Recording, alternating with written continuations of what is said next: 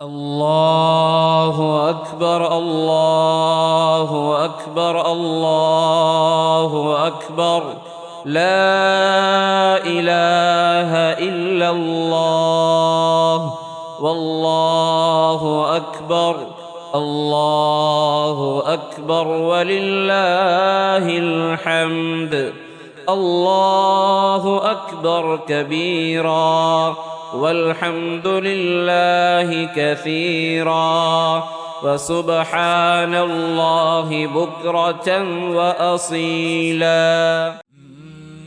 MSLI TV رہنمائی بدلتی دنیا کے لیے.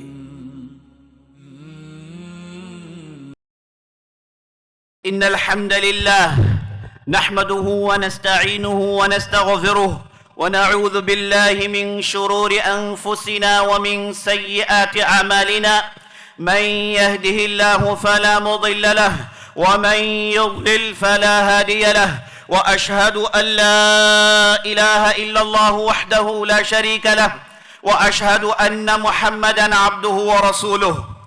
يا أيها الذين آمنوا اتقوا الله حق تقاته ولا تموتن إلا وأنتم مسلمون. يا أيها الناس اتقوا ربكم الذي خلقكم من نفس واحدة وخلق منها زوجها وبث منهما رجالا كثيرا ونساء واتقوا الله الذي تساءلون به والأرحام إن الله كان عليكم رقيبا. يا أيها الذين آمنوا اتقوا الله وقولوا قولا سديدا يصلح لكم أعمالكم ويغفر لكم ذنوبكم ومن يطع الله ورسوله فقد فاز فوزا عظيما. أما بعد فإن خير الحديث كتاب الله وخير الهدي هدي محمد صلى الله عليه وسلم وشر الأمور محدثاتها وكل محدثة بدعة وكل بدعة ضلالة وفي رواية وكل ضلالة في النار. فأعوذ بالله السميع العليم من الشيطان الرجيم. لن ينال الله لحومها ولا دماؤها ولكن يناله التقوى منكم. الله أكبر الله أكبر الله أكبر لا إله إلا الله والله أكبر الله أكبر ولله الحمد. الله أكبر الله أكبر لا إله إلا الله والله أكبر الله أكبر ولله الحمد. الله أكبر الله أكبر لا إله إلا الله والله أكبر الله أكبر ولله الحمد. تمام قسم کی تعریفیں و بڑائی و بزرگی اللہ رب العالمین کے لیے ہے جو مالک ارض و سما ہے، خالق کائنات ہے. لاکھوں کروڑوں درود و سلام ہو احمد مجتبی محمد مصطفیٰ صلی اللہ علیہ وسلم پر، جنہیں اللہ سبحانہ وتعالی نے سارے کائنات کے لیے رحمت بنا کر مبعوث کیا. میں اللہ رب العزت کی بارگاہ میں دعا کرتا ہوں کہ اللہ سبحانہ وتعالی جس طرح ہمیں اس مبارک محفل میں، اس مبارک مجمع میں اللہ نے جمع کیا، ان مبارک چہروں کے ساتھ اس مبارک گھڑی میں، اس مبارک دن میں، اسی طریقے سے اللہ سبحانہ وتعالی ہم سب کو جنات الفردوس میں جمع کریں. آمین یا رب العالمین. اسلام ایک دین کامل و مکمل ہے. یہ ایسا دین ہے جو انتہائی آسان ہے اور ہر زمانے کے لیے اور ہر فرد کے لیے اور ہر جگہ کے لیے اس سے مناسب کوئی دین ہو نہیں سکتا. اگر آپ دوسرے ادیان میں نظر ڈالیں گے، دوسرے مذاہب نظر ڈالیں گے، تو آپ کو وہاں پر بھول بھلائیے، پیچیدگیاں، کمپلیکسٹی نظر آئے گی. لیکن اسلام چونکہ اللہ کے طرف سے نازل کردہ آخری دین ہے، یہ اتنا صاف، اتنا شفاف، اتنا واضح ہے کہ اس کی حقانیت جاننے کے لیے اسے پڑھنا ہی کافی ہے. اللہ سے دعا کریے گا کہ اللہ سبحانہ وتعالی ہم اور آپ کو اس مبارک دین کی قدر کرنے کی توفیق بخشے. ایک مثال اس دین کی شفافیت، اس دین کی وضاحت کی، یہ عید کا مجموعہ ہے، یہ عید کا دن ہے۔ اسلام نے جہاں ڈھیر ساری عقیدے کی باتیں بتائی، ڈھیر ساری رہن سہن لین دین کی باتیں بتائی، اخلاق کی باتیں بتائی، اس کے ساتھ ساتھ اسلام نے کیسے خوشیاں منائے اور خوشیوں کے لیے دن مقرر کیے۔ اور اسلام میں 2 دن خوشیوں کے لیے مقرر ہیں اور انہیں عیدین کہا جاتا ہے، ایک ہے عید الفطر اور دوسرا ہے عید الاضحیٰ۔ ان 2 دنوں میں مسلمانوں پر واجب ہے کہ وہ خوشیاں منائے۔ اللہ اکبر، یہ دین کی عظمت دیکھیے کہ اس دن جب مسلمان بڑی تعداد میں نماز کے لیے جمع ہوتے ہیں، یہ چیز انشور کر کے جمع ہوتے ہیں کہ ان کے درمیان، ان کے اڑوس پڑوس جتنے بھی غریب محتاج ہیں ان کا پیٹ خالی نہ رہے، ان کی محتاجی نہ رہے، ان کے لیے اسلام نے ہر ممکن آسانیاں پیدا کی۔ عید الفطر میں ایک حکم ہوتا ہے کہ آپ زکوٰۃ الفطر دے کے عیدگاہ میں آئیں، زکوٰۃ الفطر دے کر عیدگاہ میں آئیں۔ اور اس قربانی کی بقرہ عید میں یہ حکم ہوتا ہے کہ آپ قربانی دیں اور اس گوشت کو غریبوں میں تقسیم کریں، محتاجوں میں تقسیم کریں۔ اللہ اکبر، اسلام کی شفافیت دیکھیے، اسلام کی آسانیاں دیکھیے، اس میں ہر آن ہر موڑ غریبوں کا خیال کیا جاتا ہے، غریبوں محتاجوں کا خیال کیا جاتا ہے۔ اے کاش ہم اس دین کی قدر کرنا سیکھ جاتے۔ عزیز ساتھیوں، یہ جو قربانی ہے، اللہ اکبر، اس میں ایسی ایسی حکمتیں ہیں، اس کے اندر ایسی ایسی گہری باتیں ہیں کہ آج تک دنیا کے جو عقلاء ہیں، دنیا کے جو عقل مند ہیں، چاہے مسلمان ہو کہ غیر مسلمان، ان چیزوں کو دیکھ کر اش کر رہے ہیں کہ یہ کیسے مسلمانوں سے ممکن ہے کہ مسلمانوں نے ایسے ادیان، ایسے آیات اپنے اندر رکھے ہوئے ہیں جن کے ذریعے سے غریبی، محتاجی اور خوشیوں کا ماحول پیدا ہو جاتا ہے، غریبی محتاجی ختم ہو جاتی ہے۔ یہ جو قربانی ہے، اس کے مقصد کے تعلق سے اللہ سبحانہ وتعالی نے قرآن میں ارشاد فرمایا، لَن يَنَالَ اللَّهَ لُحُومُهَا وَلَا دِمَاؤُهَا وَلَكِن يَنَالُهُ التَّقْوَى مِنكُمْ۔ کتنی بہترین بات ہے، دیکھیے اللہ نے کہا کہ یہ جو جانور تم جسے ذبح کرتے ہو، جس پر تم چھری چلاتے ہو، اس کا نہ گوشت، نہ اس کا پوست، نہ اس کا خون اللہ کے پاس پہنچنے والا ہے۔ اللہ سبحانہ وتعالی اس کے پیچھے ذبح کرنے والے کے، قربانی دینے والے کے دل کے اندر جو تقوی کے جذبات ہوتے ہیں، ان جذبات کو دیکھنا چاہتا ہے۔ اس قربانی میں تقوی کے کیا جذبات ہیں؟ اس قربانی کے اندر ہوتا کیا ہے؟ آدمی جانور ذبح کرتا ہے، لیکن ساتھ ساتھ اس کے دل و دماغ میں ابراہیم علیہ السلام کی قربانی یاد ہوتی ہے، اور اس کے دل و دماغ میں یہ بات یاد ہوتی ہے کہ میں جانور کی قربانی دے رہا ہوں، لیکن ساتھ ساتھ میرے دل و دماغ میں بات ہے کہ اگر کل کے دن اسلام کے لیے، اللہ کے لیے، اللہ کے رسول کے لیے جان بھی تشنے کی ضرورت پڑے تو میں میری جان دے سکتا ہوں، میں میری دولت لگا سکتا ہوں، میں من دھن سب کچھ لگا سکتا ہوں۔ یہ قربانی کا جذبہ اصل میں پیدا ہوتا ہے۔ اللہ سبحانہ وتعالی نے اس قربانی کے پیچھے ابراہیم علیہ السلام کی جو قربانی کا ذکر قرآن میں کیا ہے، اللہ سبحانہ وتعالی نے وہاں پر یہ بتایا کہ اسماعیل علیہ السلام کو چت لٹا دیا گیا اور ان کے حلق پر چھری چلانے والے تھے ابراہیم علیہ السلام۔ اللہ نے کہا قد صدقت الرؤیا، اے ابراہیم تم نے تمہارے خواب کو سچ کر دکھایا، اے ابراہیم تم آزمائش میں پورے اتر گئے، تم نے واقعی قربانی دی ہے۔ تو عزیز ساتھیوں، آج جب ہم جانور ذبح کریں گے، ہمارے دل و دماغ میں یہی جذبہ چاہتا ہے کہ اسلام تر و تازہ ہو جائے۔ آپ جائیں گے، جانور کاٹیں گے، گوشت کے مزے لیں گے، یاد رکھ لیجئے ایسے کام کرنے والوں کے لیے اس عید میں کوئی حصہ نہیں۔ یہ عید مسلمانوں کی یہ عید جس میں قربانی کے پورے مظاہر مضمر ہے، قربانی کا سب سے بہترین جذبے کا مظاہرہ ہوتا ہے۔ یاد رکھ لیجئے گا کہ ہم اور آپ کو کوشش کرنی چاہیے کہ ہمارے اندر یہ قربانی کا جذبہ ہو۔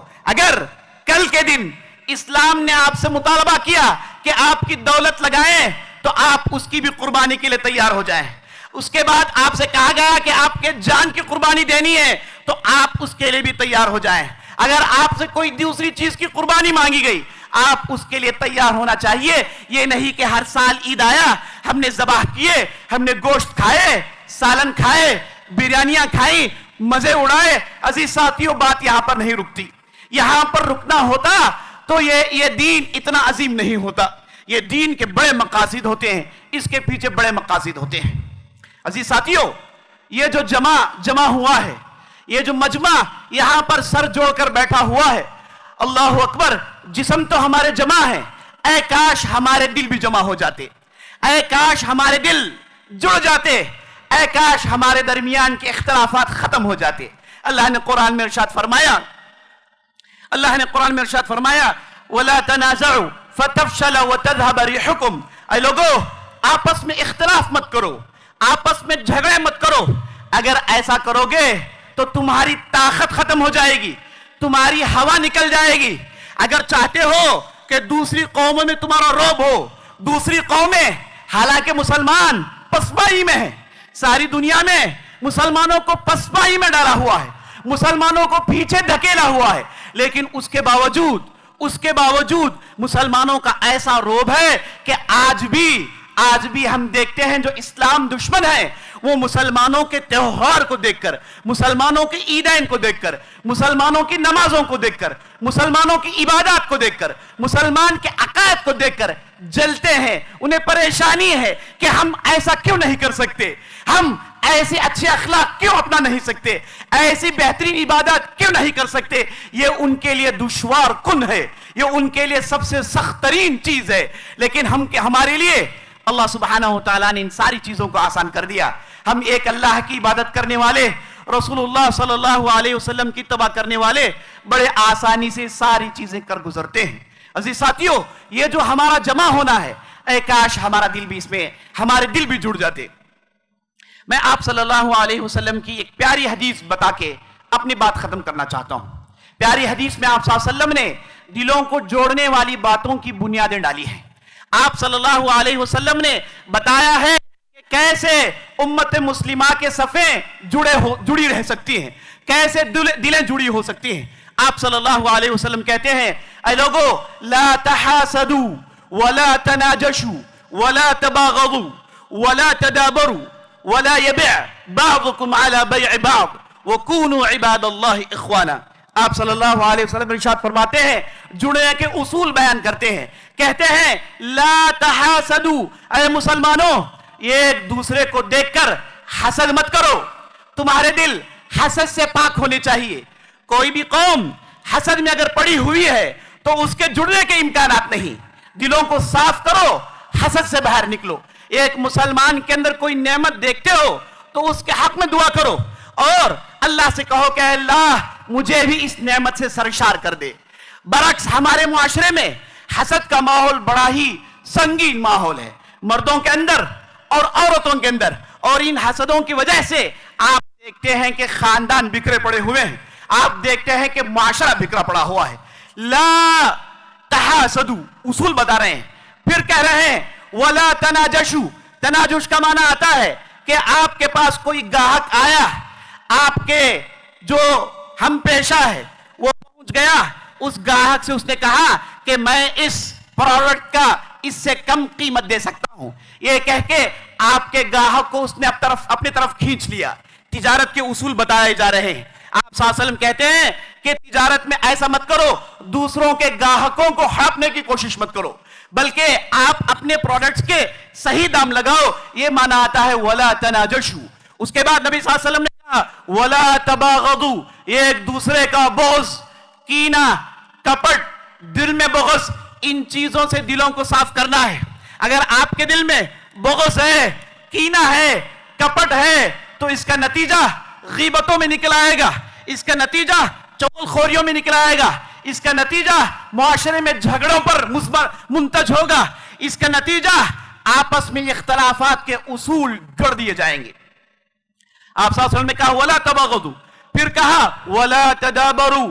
ولا تدابروا کا معنی یہ ہے کہ ایک دوسرے کے پیچھے مت پڑ جاؤ, یہ ایک دوسرے کے خامیوں کو تلاش کرتے ہوئے مت گھومو، یہ ایک دوسرے کے پیچھے ہاتھ دھو کے مت پڑ جاؤ۔ اس کے اور بھی معنی آتے ہیں، ولا تدابروا۔ اس کے بعد نبی صلی اللہ علیہ وسلم نے کہا لا یبع بعضکم علی بیع بعض، یہ کہا کہ اگر کوئی آپ کا بھائی اس کی کوئی تجارت چل رہی ہے تو آپ اس میں دخل اندازی کر کے اپنے سامان بیچنے کے لیے اس کی تجارت کو برباد مت کر ڈالو۔ لا یبع بعضکم علی بیع بعض کہ یہی معنی ہے۔ پھر نبی صلی اللہ علیہ وسلم نے کہا کونوا عباد اللہ اخوانا، اے اللہ کے بندو آپس میں بھائی بھائی بن کر رہو۔ اللہ اکبر، آپس میں بھائی بھائی بن کر رہو۔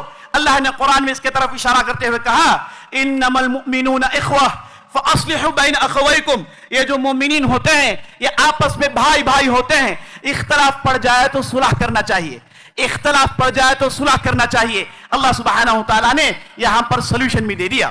اس کے بعد نبی صلی اللہ علیہ وسلم نے کہا التقوی ها هنا يشير الى صدره 3 مرات، پھر نبی صلی اللہ علیہ وسلم نے کہا، اشارہ کیا اپنے سینے کی طرف، پھر کہا کہ اللہ کا ڈر سینے میں ہوتا ہے۔ اگر آپ ظاہری طور پر لباس اوڑھ کے، ظاہری طور پر بھن ٹھن کے تقوی کا دعویٰ 1000 مرتبہ کرو، لیکن یاد رکھنا تقوی سینے میں ہوتا ہے، اور جس کے سینے میں تقوی ہوتا ہے اس کے اعمال وہی ہوتے ہیں جس کے طرف اشارہ کیا جا رہا ہے۔ التقوی ها هنا يشير الى صدره 3 مرات۔ پھر نبی صلی اللہ علیہ وسلم نے اصول بیان کیے، کہا المسلم اخو المسلم، ایک مسلمان دوسرے مسلمان کا بھائی ہوتا ہے۔ المؤمن مرآت المؤمن، ایک دوسری حدیث میں ارشاد ہوا مومن دوسرے مومن کا آئینہ ہوتا ہے۔ آئینہ سے مراد کیا ہے؟ مراد یہ ہے کہ ان دونوں کے اخلاق ایک ہوتے ہیں، یہ ایک دونوں کے اصول، یہ دونوں کے مقاصد، یہ دونوں کی نیتیں ایک ہوتی ہیں، یہ ایک دوسرے جیسے ہوتے ہیں۔ المؤمن مرآت المؤمن المسلم اخو المسلم۔ اس کے بعد پھر کہا لا یظلمہ، اگر آپ کے دل میں واقعی دعویٰ ہے کہ آپ مسلمان کے بھائی ہیں، آپ ایک مسلمان ہیں اور آپ کے مسلمانوں کے بھائیوں کے آپ بھائی ہیں، آپ ان کے بھائی ہیں، تو نبی صلی اللہ علیہ وسلم دیکھیں کہتے ہیں لا یظلمہ، وہ اس پر ظلم نہیں کرتا۔ اللہ اکبر، ظلم ہمارے معاشرے میں کتنا عام ہے، بے انصافیاں کتنا عام ہیں، جہاں کہیں بھی آپ جھگڑے دیکھتے ہیں، جہاں کہیں بھی آپ اختلاف دیکھتے ہیں، اس کے اندر اگر آپ کھودیں گے تو آپ کو بے انصافی ظلم نظر آئے گا۔ گھروں کے اندر لڑائیاں آپ دیکھیں گے کہ شوہر بیوی پر ظلم کر رہا ہے، گھروں کے اندر اختلافات، کام کی جگہ اختلافات، دوسری جگہ اختلافات، آپ دیکھیں گے کہیں نہ کہیں وہاں پر ظلم ہو رہا ہے، بے انصافی ہو رہی ہے۔ اگر ظلموں کو باقی رکھا گیا دل ٹوٹتے جائیں گے، ظلموں کو ختم کرنا چاہیے۔ ظلم حرام ہے، یہاں تک کہ اللہ نے اپنے اوپر ظلم کو حرام کیا ہوا ہے۔ لا یظلمہ ولا یخذلہ، ایک مسلمان دوسرے مسلمان کو جب مدد کی ضرورت ہوتی ہے کھڑا ہو جاتا ہے، جب اسے محتاج ہے کسی چیز کا تو مسلمان اس کی پشت پناہی کرتا ہے، اس کے لیے بیک اپ ہوتا ہے۔ مسلمان ایسے نہیں کہ بے یار مددگار چھوڑ کے چلے جائے۔ لا یخذلہ کا مطلب یہ کہ بے یار مددگار مت چھوڑیں، اسے مسلمان بھائی کو کوئی ضرورت ہے تو آپ اس کے ساتھ کھڑے ہو جائیں۔ لا یخذلہ، پھر کہا ولا یحقرہ، یہ ایک مسلمان کے لیے زیبا نہیں دیتا کہ ایک دوسرے مسلمان کو حقیر سمجھے، یہ نہیں کہیں کہ میری زبان مختلف ہے، یہ کوئی دوسری زبان بولتا ہے، میرا رہن سہن الگ ہے، اس کا رہن سہن الگ ہے، میری دولت الگ ہے، اس کی دولت الگ ہے، میرا قبیلہ الگ ہے، میرا کنبہ الگ ہے، میری زبان میری نسل الگ ہے، یہ کہہ کے اگر کسی نے کسی مسلمان کو حقیر سمجھا تو سن لیجئے نبی صلی اللہ علیہ وسلم کیا کہتے ہیں، بحسب امرئ من الشر ان یحقر اخاہ المسلم، ایک مسلمان ذلیل و خوار ہونے کے لیے اتنا کافی ہے کہ وہ دوسرے مسلمانوں کو حقیر سمجھتا ہے۔ کسی بھی مسلمان کے لیے حق نہیں بنتا کہ کسی دوسرے مسلمان کو حقیر مانے۔ اگر وہ محتاج ہے، اگر نہیں جانتا ہے، جاہل ہے تو اسے سکھانا چاہیے، محتاج ہے تو اس کی حاجت پوری کرنی چاہیے، اس کے ساتھ کھڑے ہونا چاہیے۔ یہ سارے اصول عزیز ساتھیوں مل کے رہنے کے لیے، دعویٰ مل کے رہنے کا ہے، لیکن ان اصول پر عمل نہیں تو یاد کر لیجئے کہ کوئی مل نہیں سکتا۔ پھر دیکھیں نبی صلی اللہ علیہ وسلم کہتے کیا ہے، آخری جملہ حدیث کا ہے، آپ صلی اللہ علیہ وسلم ارشاد فرماتے ہیں المسلم حرام علی المسلم مالہ وعرضہ ودمہ، آپ صلی اللہ علیہ وسلم کہتے ہیں ایک مسلمان پر دوسرے مسلمان کا مال حرام ہے، دوسرے مسلمان کا مال حرام ہے، اس کے لیے جائز نہیں کہ کسی مسلمان کے مال کو ہڑپے، اسے دھوکہ دے، اس مال کو چھینے، اس پر ڈاکہ ڈالے، لوٹیں، धोखा दें, यह हराम है एक मुसलमान पर। वो मालू वो इर्दू, एक मुसलमान पर दूसरे मुसलमान पर हराम है। उस मुसलमान की इज्जत, आबरू, एहतराम किसी भी मुसलमान के लिए जेबा नहीं देता कि किसी दूसरे मुसलमान को वो हकीर समझे, किसी दूसरे मुसलमान को वो बेइज्जत जलील करार दे। ये मुमकिन नहीं है। अगर आप वाकई जुड़ने के उसूल जानना चाहते हैं, इस पर हम और आपको अमल करना चाहिए। वो दमुहु, किसी भी मुसलमान के लिए जेबा नहीं देता कि किसी दूसरे मुसलमान का खून बहाएं, उसे मारें, उस पर हाथ उठाएं, उससे गाली गलौज करें। ये सारे उसूल हराम हैं। हम दावा करते हैं ना जुड़ के रहने की, हम दावा करते हैं ना इज्तिमा की, हम दावा करते हैं ना इत्तिहाद की। इन उसूलों पर अमल करना चाहिए। अगर आप इन उसूलों पर अमल नहीं कर रहे हैं, याद रखिएगा कभी भी जुड़ना मुमकिन नहीं है, कभी भी इत्तिहाद होना मुमकिन नहीं है। ये उसूल नबी सल्लल्लाहु अलैहि वसल्लम ने अपने जमाने में बताए और सहाबा ने इस पर अमल किया। अल्लाह अकबर, अल्लाह अकबर, अल्लाह अकबर। उनका क्या अमल रहा, उन्होंने इन चीजों को कैसे अपनाया, आपसी इख्तिलाफात को कैसे खत्म किए। वो भी इंसान थे, उनके सीनों में भी दिल था, उनके मुंह में भी जुबान था, लेकिन उन्होंने इन चीजों को अपनाया, इन उसूलों को अपनाया, तो दुनिया में इस्लामी हुकूमत के झंडों को उन्होंने गाड़ा और सारी दुनिया में इस्लामी परचम लहराने पर काबिल हो गए। अल्लाह अकबर। बात ये भी सुन लीजिएगा, एक मर्तबा आप सल्लल्लाहु अलैहि वसल्लम औरतों के मजमूए से गुजर रहे थे, तो आप सल्लल्लाहु अलैहि वसल्लम ने कहा, तसद्दक़ना, ऐ औरतें अल्लाह की राह में सदका करो, फ़इन्नी रअयतुकुन्ना अक्सर अहलिन नार। कहा कि मैंने जहन्नम में औरतों की बड़ी तादाद देखी है। औरतें बिदक गई, पूछने लगी, अल्लाह के रसूल, ये अल्लाह के रसूल, अल्लाह के रसूल, ये क्यों है, क्यों हम ज्यादा तादाद जहन्नम में रहेंगे। तो नबी सल्लल्लाहु अलैहि वसल्लम ने दो बुनियादी बातें बताई। कहा, इन्नकुन्ना तुक्सिरनल लन व तकफुरनल अशीर। कहा कि तुम वो हो जब भी झगड़ जाती हो, जब भी गुस्से में आती हो, जबान फर चला देती हो, चर्ब जबानी हो जाती है, और क्या बोल रही हो, क्या सुना रही हो, इस पर काबू नहीं होता। जो चाहे जबान को चढ़ा डालती हो, कई चीजों की तरह चढ़ा डालती हो। इससे जिसके जो इंपैक्ट्स होते हैं, इसके जो तासीरात होते हैं, वो बड़े ही खतरनाक होते हैं। इसलिए नबी सल्लल्लाहु अलैहि वसल्लम ने कहा कि तुम लान तान ज्यादा करती हो, अपने जबानों में काबू रखो और अपने होश और हवास के साथ गुफ्तगू करो। जब भी गुस्से में आती हो तो बेसब्रा आलम पैदा हो जाता है, बेताबी का आलम पैदा हो जाता है, और उसके बाद जो चाहे कह देती हो। फिर नबी सल्लल्लाहु अलैहि वसल्लम ने कहा, वो तकफुरनल अशीर, और तुम्हारे जिम्मेदारों की नाफरमानी करते हो। जो जिम्मेदार तुम्हें खिलाए पिलाए हैं, उसमें वाली दाखिल है, शौहर दाखिल है, कोई दूसरा वो भी दाखिल है। जिसने तुम्हें खिलाया पिलाया है, जिसने पाला पोसा है, उसकी नाफरमानी करने में बिला झिझक नाफरमानी कर डालती हो, बिला झिझक इस ताल्लुक से आगे बढ़ जाती हो। तो नतीजा क्या है, जहन्नम में बड़ी तादाद औरतों की होती है। अल्लाह से दुआ करिएगा कि अल्लाह सुब्हानहू व तआला हमारे दिलों को जोड़े। और आखिर नसीहत नौजवानों के लिए, बच्चों के लिए, वो ये है कि तुम्हारी नौजवानी, तुम्हारा ये बचपन अगर किसी चीज में सबसे बेहतर इस्तेमाल हो रहा है, तो याद रखिएगा कि वो इल्म हासिल करना, नॉलेज डेवलप करना, स्किल सीखना। नौजवानी में आप इल्म सीखिए, सरे फहरिस्त दीन का इल्म सीखिए, अल्लाह और अल्लाह के रसूल की बातों को जानिए, कुरान का इल्म हासिल करिए, फिर दुनियावी उलूम में आगे बढ़िए। नौजवानी में, बचपन में उलूम सीखने के लिए इससे बेहतर कोई मौका नहीं होता। जब ये मरहला गुजर जाता है तो उसके बाद उम्र बढ़ जाती है, इल्म दिमाग में बैठता नहीं, बातें समझ में नहीं आती हैं। तो नौजवान की काफी बड़ी तादाद है। तो उनके लिए दिल की गहराई से नसीहत है कि आप इस बेहतरीन मरहले को जाया मत करें, इल्म में सर्फ करें, इल्म सीखें, स्किल सीखें, ताकि तुम्हारा फ्यूचर मजबूत बने, ताकि तुम उम्मत मुस्लिमा के लिए एक मजबूत सुतून साबित हो। अल्लाह से दुआ करते हैं कि अल्लाह सुब्हानहू व तआला हमने जो भी कहा है, जो भी सुना है, इसके मुताबिक अमल करने की तौफीक बख्शे। अल्लाह से दुआ करिएगा कि अल्लाह सुब्हानहू व तआला हमारे इस जमा होने को कबूल फरमाए।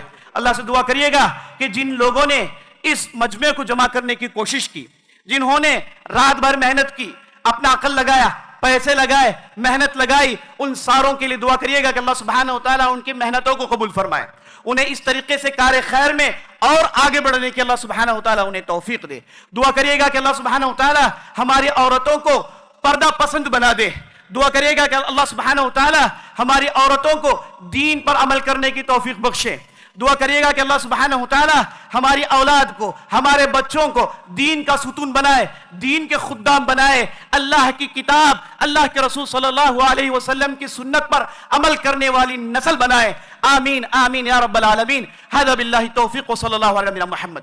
الحمد لله حمدا كثيرا طيبا مباركا فيه, والصلاة والسلام على رسول الله وعلى آله وصحبه وموالاه. عباد الله, إن الله يأمر بالعدل والإحسان وإيتاء ذي القربى وينهى عن الفحشاء والمنكر والبغي يعظكم لعلكم تذكرون. واذكروا الله يذكركم وادعوه يستجب لكم ولذكر الله أكبر والله يعلم ما تصنعون. عيدكم مبارك, تقبل الله منا منكم صالح الأعمال.